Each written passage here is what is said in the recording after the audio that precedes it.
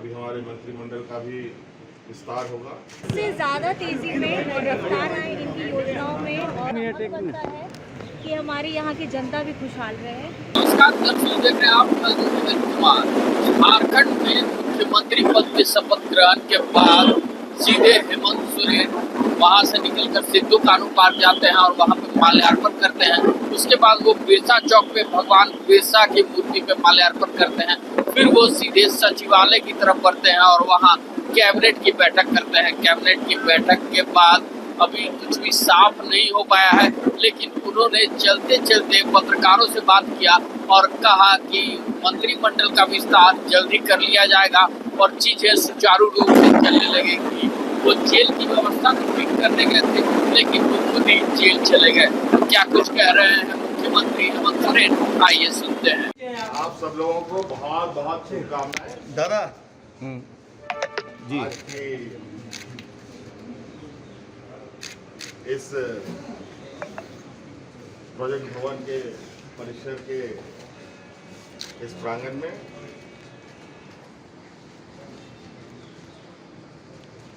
हम लोग फिर मिलेंगे,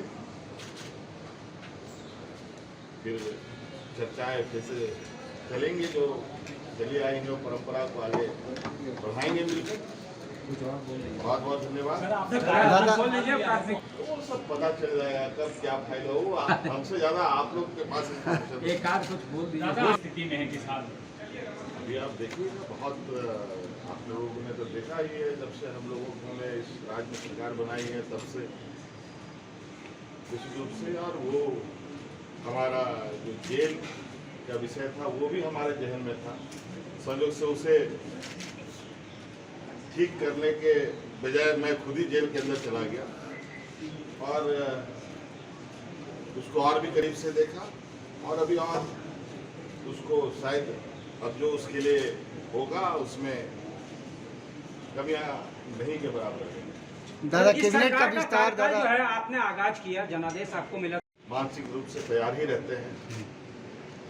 हाँ, ये बात जरूर है कि इस विषय को लेके राज्य के विकास कार्यों में भी प्रभाव ना पड़े, इस पर भी ध्यान रहे और विकास कार्य काम होते रहे, ये हमारा उद्देश्य होगा, ताकि सरकार की जो जिम्मेवारी सरकार जिस कारणों से बनती है, जिसके लिए इनका दायित्व होता है, जिसके लिए शपथ ली जाती है, उन शपथों को हम अक्षरशः पूरा कर पाए, पूरा करने का प्रयास करें। और अभी हमारे मंत्रिमंडल का भी विस्तार होगा और उसके बाद सभी चीजें तेजी से आगे बढ़ेंगी क्या, अभी तो आप लोगों को मालूम ही है, सरकार बनने के बाद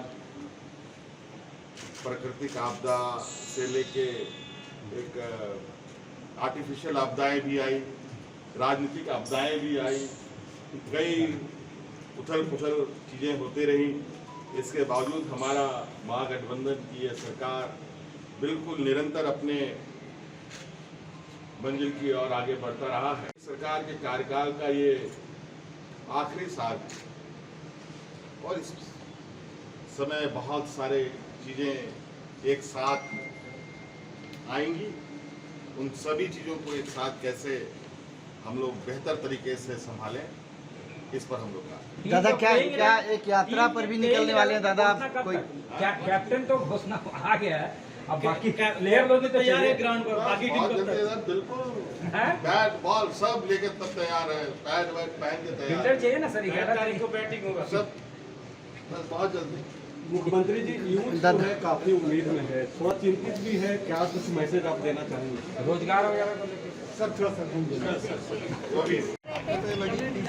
उससे ज़्यादा तेज़ी में और रफ्तार आए इनकी योजनाओं में और हमारा झारखंड जैसे खनिज संपदा से भरा है, तो मुझे लगता है कि हमारी दादा, जनता एक मिनट, का हक बनता है कि हमारी यहाँ की जनता भी खुशहाल रहे। और देखिए, जैसे आप ये चला रहे हैं गाड़ी, चालक आप ड्राइविंग सीट पे बैठ गए हैं। चलिए। तो अभी आपने देखा कि मुख्यमंत्री हेमंत सोरेन क्या कुछ कहते नजर आ रहे थे। हालांकि अभी जो मंत्रिमंडल का विस्तार होना है उसमें 2 मंत्रियों को नए रूप से शामिल करना है, यानी कह लें तो जो अल्पसंख्यक मंत्री के रूप में खाली जगह है उसमें इरफान अंसारी का नाम सामने आ रहा है और एक कांग्रेस कोटे से एक और विधायक दीपिका सिंह का भी नाम सामने आ रहा है। लेकिन जब तक मंत्रिमंडल का विस्तार नहीं हो जाता है तब तक कोई भी कयास लगाना मुश्किल है। इसलिए जल्द से जल्द झारखंड में मंत्रिमंडल का विस्तार हो तभी चीजें सामने आ पाएंगी और जो झारखंड की गति रुक गई है वो अब धीरे धीरे गति पकड़ने लगेगी। ऐसे ही तमाम खबरों के साथ जुड़े रहने के लिए हमारे चैनल को लाइक एंड सब्सक्राइब जरूर करें। अमित कुमार, दर्श न्यूज, रांची।